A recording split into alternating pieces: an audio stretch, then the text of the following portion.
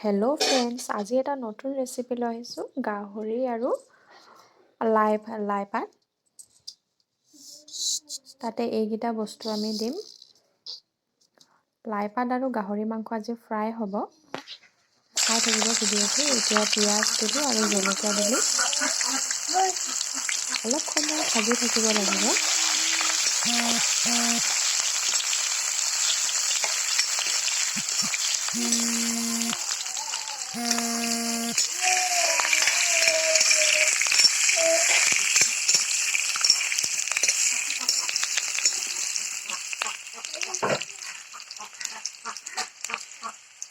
এতিয়া সোৱাদ অনুসৰি আদা নহৰু দি দিছোঁ। বেছি নহয়, অলপ অলপ, যিহেতু ঘৰুৱাভাৱে আজি বনাম সেইকাৰণে।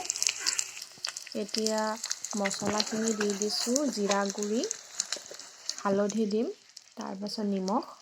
এইখিনি তেলতে ধুনীয়াকৈ ভাজি ল'ম, তেতিয়া মানে মাংসখিনিৰ লগত ধুনীয়াকৈ মিহল হৈ যাব।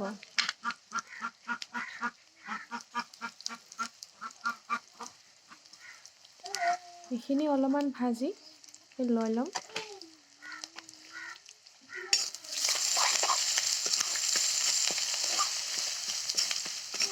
তাৰপাছত আমি গাহৰি মাংসখিনি দি দিছোঁ। এইখিনি আমি আগতে বইল কৰি লৈছোঁ অকণমান, যিহেতু গাহৰি অলপ বইল কৰিব লাগে, মানে বইল কৰি লৈছোঁ।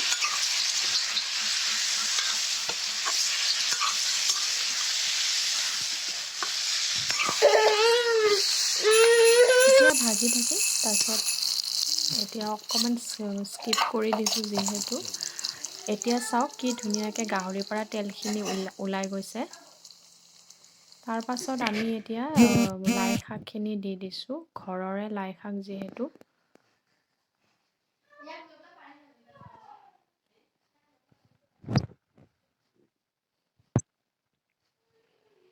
লাই শাকখিনি দি অলপমান ঢাকি থৈ দিম, তেতিয়া লাই শাকখিনি ধুনীয়াকৈ সিজি যাব।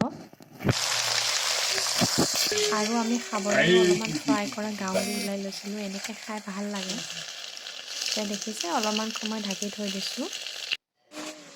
এতিয়া দেখিছেনে কি ধুনীয়াকৈ সিজি আহিছে, ধুনীয়া কালাৰো উঠি গৈছে। এতিয়া উলিয়াই দিম আমি। দেখিছেনে কি ধুনীয়া হৈছে। এতিয়া আমি ধুনীয়াকৈ খাব পৰা হৈ গৈছোঁ গাহৰিখিনি। গাহৰি ফ্ৰাই কম মছলাত বনাইছোঁ আমি। এইটো ৰেচিপিটো যদি আপোনালোকৰ ভাল লাগিছে, তেনেহ'লে লাইক, শ্বেয়াৰ, কমেণ্ট কৰি দিব আৰু লগতে থকা বেল আইকনটো অন কৰি দিব। তেতিয়াহে মই যি ভিডিঅ' দিওঁ আপোনালোকে পাই যাব। আজিলৈ আহিছোঁ আৰু নতুন ৰেচিপি লৈ আপোনালোকৰ ওচৰলৈ আহিম।